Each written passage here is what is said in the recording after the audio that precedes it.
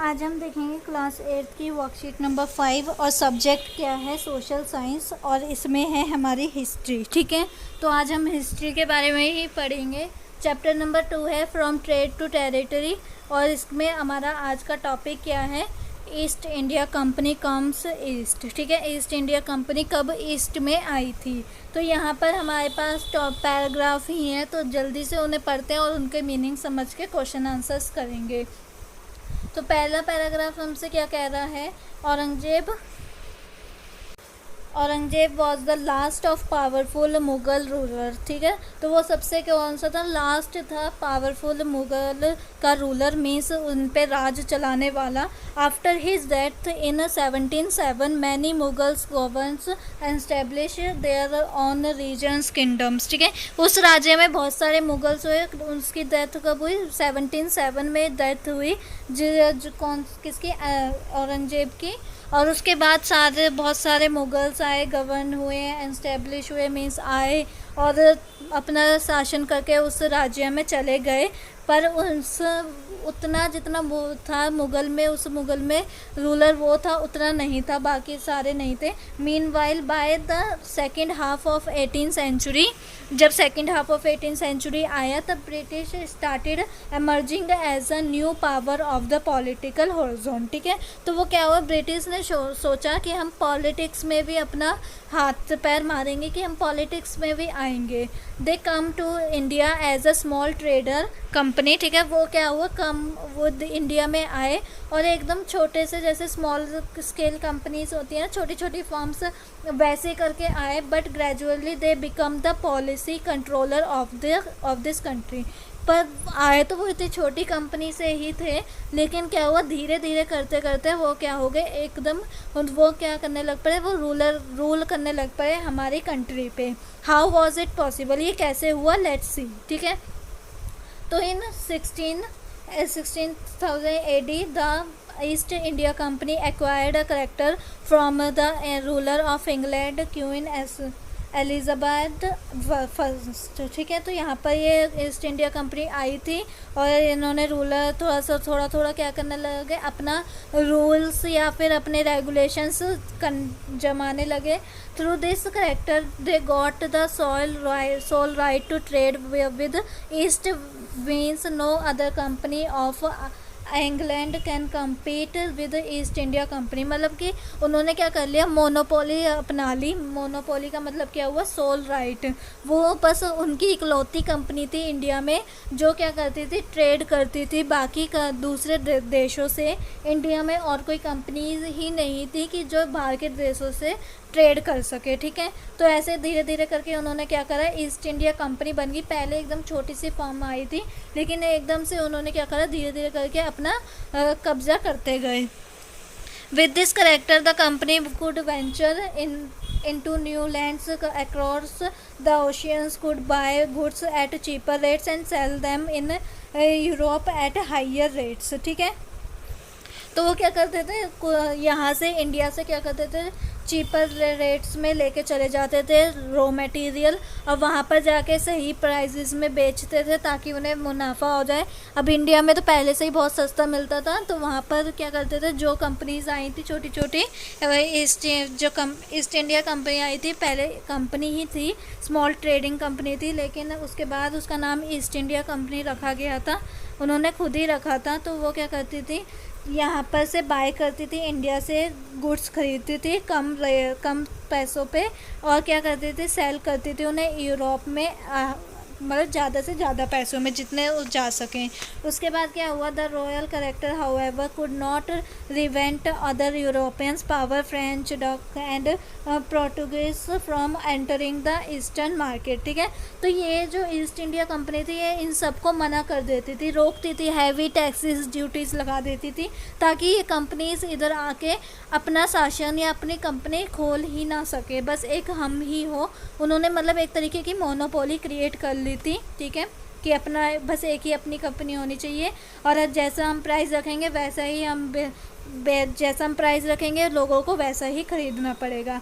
By the time of the first India English ship sealed down the African Cape of Good Hope and मतलब इसका मतलब क्या होता है कि वो डूब गई थी वो English ship, and across the Indian ocean the Portuguese had already establish there base in the Goa. ठीक है, तो जब वो शिप डूब गई थी इंग्लिश शिप, तब वहाँ यहाँ इन्होंने क्या करा था, गोवा में अपना कब्ज़ा कर लिया था। ठीक है, गोवा भी इंडिया में ही आता है। उसके बाद यहाँ पे क्या है कि वो इंडिया से क्या ट्रेडिंग करते थे। अब आप सोच रहे हो कि इंडिया पहले मतलब बस यहाँ पे क्या मिलते थे, मसाले या फिर हैंडमेड ही तो मिलता था। इसमें जो दूसरे देशों के लोग हैं वो आके क्या ट्रेडिंग करते होंगे, तो वो क्या क्या ट्रेडिंग करते थे देखते हैं। The fine quality of cotton and silk produced in India, along with pepper, cloves, cardamoms, and cinnamon had a great demand in European market। ठीक है, तो इन सब की बहुत ज़्यादा डिमांड थी, और यहाँ पर ये जो थे कि इंडिया में बहुत अच्छी चीज़ें बनती थी ये। ठीक है, गुड क्वालिटी की बनती थी, अच्छी क्वालिटी होती थी। देन उसके बाद नेक्स्ट पॉइंट क्या कह रहा है, competition amongst the European company inverted pushed up the prices and reduce the profit. ठीक है, जब कंपटीशन होने लगा, ये गोवा में आ गई थी, तो अब इंग्लिश जो यूरोपियन थे जो स्मॉल फर्म लेके आए थे, उन्हें क्या करना पड़ा, ईस्ट इंडिया कंपनी को अपने प्राइसेस कम करने पड़े, ताकि क्या हो, उनका जो माल है वो ज़्यादा से ज़्यादा बिके। और फिर क्या हुआ, उनके प्रॉफिट्स भी रिड्यूस हो गए ड्यू टू कंपटीशन। ठीक है, अब नेक्स्ट आते हैं, the urge to secure market therefore led to fierce battles between the trading companies. अब उन्होंने क्या सोचा, अगर ऐसे ही लगातार हमने प्राइजेस कम करते गए तो हमारे प्रॉफिट तो होंगे नहीं, तो उन्होंने क्या करा, लड़ाइयाँ चालू कर दी ट्रेडिंग कंपनीज़ के बीच में। ठीक है, क्या करा, ट्रेडिंग कंपनीज़ के बीच में जो ट्रेड करती हैं, इंपोर्ट एक्सपोर्ट करती हैं, उनके बीच में लड़ाइयाँ कर दी, बैटल्स करवा दिए, ताकि जो उनका जो प्रॉफिट है वो रिड्यूस और ज़्यादा ना हो। Gradually they started securing their settlements through fortification. ठीक है, वो अपनी जो सिक्योरिंग्स थी, सेटलमेंट थी, वो सिक्योर कर रहे थे, अपना किसी से नहीं बिगाड़ रहे थे, दूसरों की लड़ाइयाँ करवा रहे थे। This also led to the confrontation of with the local ruler who are already anguished by the loss of revenue of the state. ठीक है, और जो बहुत सारी कंपनीज थी वो क्या हो रही थी, ऑलरेडी लॉस में चल रही थी, उनका रेवेन्यू बिल्कुल भी नहीं था, तो उन्होंने तो बंद कर दी थी, और कुछ जो थी वो चल रही थी, तो उन्होंने क्या करा, उन्हें बस ट्रेडिंग कंपनियों से बैटल्स करा के उनको भी शांत कर दिया, ताकि बस उन्हीं का ही प्रॉफिट हो। अब देखते हैं, let's take the example of Bengal province. तो इसमें हमारा क्या है, in 1651 AD first English factory was establish on the banks of river Hooghly, where goods for export were store. ठीक है, यहाँ पर क्या हुआ था, पहली मतलब ये सन याद रखना 1651, जहाँ पर फर्स्ट जो इंग्लिश फैक्ट्री थी वो एस्टेब्लिश हुई थी, आई थी बैंक ऑफ रिवर में, और वहाँ पर वो स्टोरेज मतलब एक तरीके का वेयर हाउस होता था। अब आते हैं नेक्स्ट पे, as the trade expanded the company persuaded merchants and traders to come and settle near the factory. ठीक है, तो उनको फैक्ट्रीज में वो चाहिए होते थे, वर्कर्स चाहिए होते थे, ट्रेडर्स चाहिए होते थे, मर्चेंट्स चाहिए होते थे, जिनके लिए ट्रेडर मीन्स जो उनके गुड्स को बिकवाएं, मर्चेंट्स वगैरह चाहिए होते थे, डीलर चाहिए होते थे, तो वो क्या करते थे, उन्हें फोर्स करते थे या उन्हें बताते थे कि तुम इधर, हमने यहाँ पे फैक्ट्री खोली और यहीं पर ही आके तुम रहने लग पड़ो। देन सेकंड पॉइंट क्या कह रहा है, bye 1696 the company started building a fort around the settlement, and in 1698 it bred Mughal officer into giving the company ज़मींदारी rights over their village। ठीक है, तो फिर धीरे धीरे उन्होंने अपना शासन बढ़ाते गए, ज़मींदारी सिस्टम आता गया। One of these was Kalikata which later grew into the city of Kolkata. ठीक है, पहले क्या नाम था, पहले था कालीकता। ठीक है, उसके बाद कोलकाता पता, अब कलकत्ता पड़ा, अब क्या पड़ा, कोलकाता। ठीक है, तो ये तीन नाम पड़े हैं, देखते याद करते रहो। और अभी रिसेंटली क्या नाम है, कोलकाता, ठीक है। उसके बाद क्या है नेक्स्ट पॉइंट हमारा, company also produced the Mughal empire Aurangzeb to issue farman granting the company to right to trade duty free. तो वो ड्यूटीज़ इतनी ज़्यादा लगा देते थे ताकि दूसरी कंपनीज़ या दूसरे देशों की फर्म यहाँ पर आके ट्रेडिंग ना कर पाएँ, इसलिए उन्होंने क्या बोला उनके औरंगजेब से कि भाई तुम ऐसा कुछ इशू करो कि ड्यूटी फ्री हो जाए, ऐसे तो ये मोनोपोली हथिया लेंगे। उसके बाद यहाँ पर क्या हुआ, लास्ट पॉइंट है ये हमारा।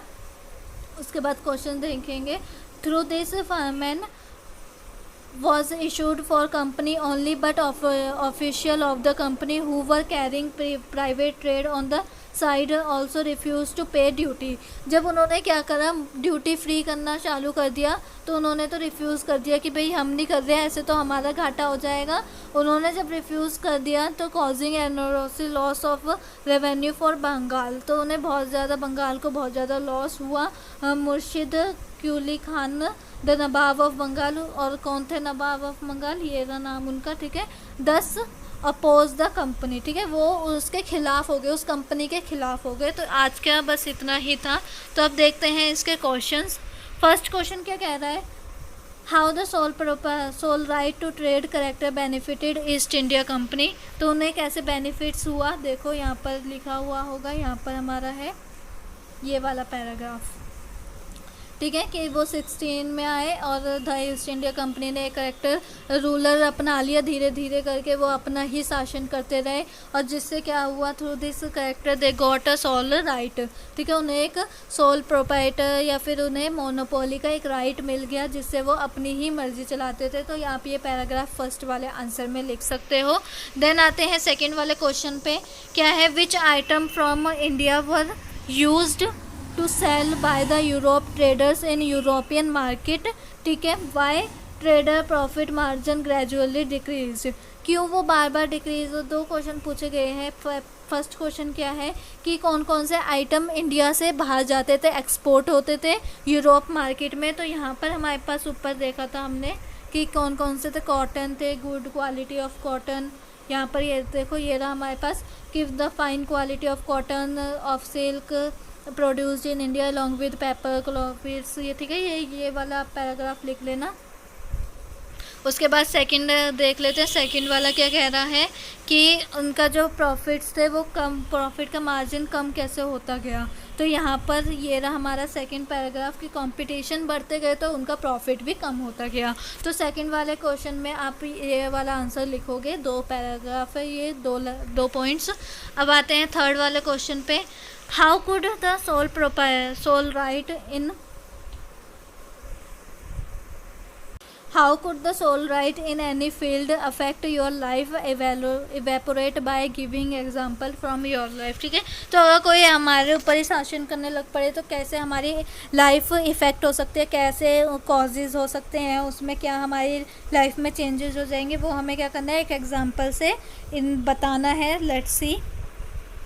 तो आप ये आंसर देख सकते हो, यहाँ पर क्या लिखा हुआ है, No other company can compete with one authority in any field, like someone opened a company and got a monopoly on it, so no other company is in competition with them and monopolizing। अब मैं आपको बता रही थी monopoly, बार बार बोल रही, तो monopoly का मतलब होता है कि अपने, मतलब एक उनकी बस खुद की एक कंपनी हो और वहाँ पर कोई वैसी उस प्रोडक्ट की या उस लाइन की और कोई कंपनी ना हो, ठीक है, वो होता है मोनोपोली। तो वो मोनोपोलाइज करते थे, can earn more profit by selling goods at its arbitrary price, अपनी मर्जी के प्राइस, जो मन कर रहा है वैसे ही प्राइस वो देते थे, so that object will be out of our reach, ठीक है। तो यहाँ पर इसका मतलब क्या है कि वहाँ पर कोई और कंपनी थी नहीं कि कंपटीशन करने के लिए उनका, इसलिए क्या होता था कि बस वो एक उनकी अथॉरिटी बन गई है कि वो अपनी मर्ज़ी से कैसे भी अपना प्रॉफिट मैक्सिमाइज करने के लिए जितने मर्जी भी प्राइस का वो किसी को भी कितने में भी बेचे, ठीक है। इसमें प्राइस डिस्क्रिमिनेशन भी होता है, जैसे कि एक को किसी और, प्राइस डिस्क्रिमिनेशन का मतलब क्या हुआ कि किसी को सस्ते में बेच दिया, किसी को महंगे में बेच दिया, लेकिन एक ही प्रोडक्ट, जैसे कि आप ले लो एक पेप्सी की बोतल, वो हो 20 रुपए की या 10 रुपए वाली, आपको बेच दे 5 रुपए की, और आपका जो नेक्स्ट वाला कस्टमर आया तो उसे बेच दे वो 50 रुपए की। तो ये होता है प्राइस डिस्क्रिमिनेशन, कि एक को किसी और रेट से, दूसरे को किसी और रेट से, ऐसे प्रॉफिट मैक्सिमाइज़ करना, या फिर अपना मतलब कि कुछ मोनोपोली है कि अपना ही रेट लगाना, अपना ही रूल्स रेगुलेशन अपने तरीके से बनाना, उन्हें कोई रोकने वाला नहीं होगा। तो ये हमारा 4th क्वेश्चन का आंसर हो गया। देन मिलते हैं हम अपनी नेक्स्ट वीडियो में। अगर आपको मेरी वीडियो अच्छी लगी हो तो लाइक कीजिए, शेयर कीजिए, एंड चैनल पे नए हो तो सब्सक्राइब करना बिल्कुल ना भूलें। और अपना रिव्यू आप मेरे को कमेंट सेक्शन में दे सकते हैं।